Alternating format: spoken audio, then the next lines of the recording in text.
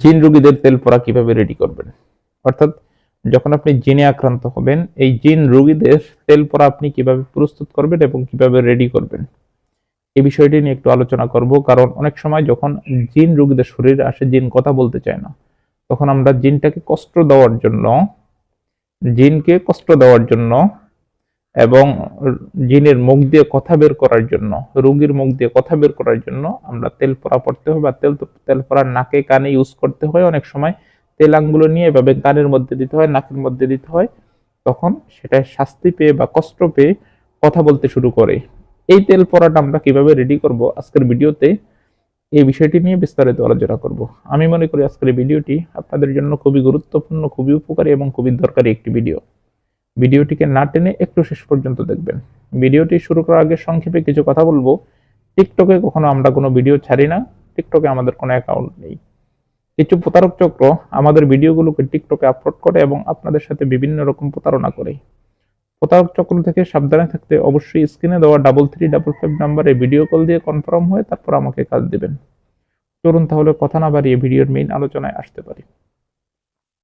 দর্শক, আলোচনা করতেছিলাম জিন রোগীদের তেল পড়া কিভাবে প্রস্তুত করবেন বা রেডি করবেন।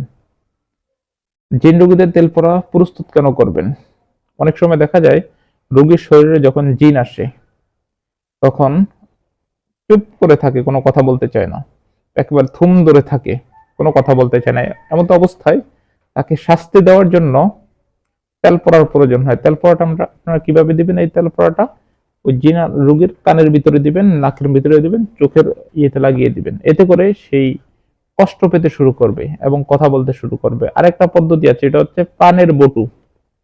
পানের মাথায় যে বটু থাকে, এই বটুকে দিয়ে কানের মধ্যে, দুই কানের মধ্যে, নাকের মধ্যে দিবেন, দেখবেন জিন কথা বলতে শুরু করবে। তো আবার এই তেল পড়াটা যদি জিন রোগী ব্যবহার করেন, তাহলে যত খারাপ জিনই থাকুক না কেন রোগীর শরীরে আসতে পারবে না, যত খারাপ জিনিস থাকুক না কেন। এই তেল পড়াটা রেডি করতে হলে আমি আপনাকে বলছি প্রসেসটা। 11 বার ইস্তেগফার পড়বেন, আস্তাগফিরুল্লাহ 11 বার পরে তেলের ভিতরে 11টা ফু দিবেন। 7 বার দরুদ ইব্রাহিম পড়বেন, তেলের ভিতরে একটা ফু দিবেন। 7 বার আয়াতুল কুরসি পড়ে তেলের ভিতরে একটা ফু দিবেন। 3টা প্রসেস গেছে। তারপর 7 বার সেহেল কাফ কি, এই সম্পর্কে আমার চ্যানেলে ভিডিও দেওয়া আছে, কাফা কারব্বুকা কাম ইয়াকফিকা, এটা আর কি। তারপরেও যদি কারো ব্যক্তিগতভাবে সেহেল কাফ প্রয়োজন হয়, আমার সাথে যোগাযোগ করবেন, আমি হোয়াটসঅ্যাপে পৌঁছিয়ে দিব। ইমোতে অথবা হোয়াটসঅ্যাপে যোগাযোগ করলে ইমোতে অথবা হোয়াটসঅ্যাপে আপনার কাছে আমি পৌঁছিয়ে দিব। সেহেল কাফ কি? এই সেহেল কাফ, এই 7 বার সেহেল কাফ করে তেলের ভিতরে ফু দিবেন, তবে সেহেল কাফের ভিতরে যেন কোনো ভুল না হয়। 5ম নম্বরে যে কাজটা আপনার, সেটা হচ্ছে সূরাতুল জিনের প্রথম 5 আয়াত। সূরাতুল জিনের প্রথম 5 আয়াত 5 বার পরে তেলের ভিতরে ফু দিবেন, আপনার তেল প্রস্তুত হয়ে যাবে। তাহলে আমি যেই নিয়মগুলো বলছি এটা তো বুঝতে পারছেন।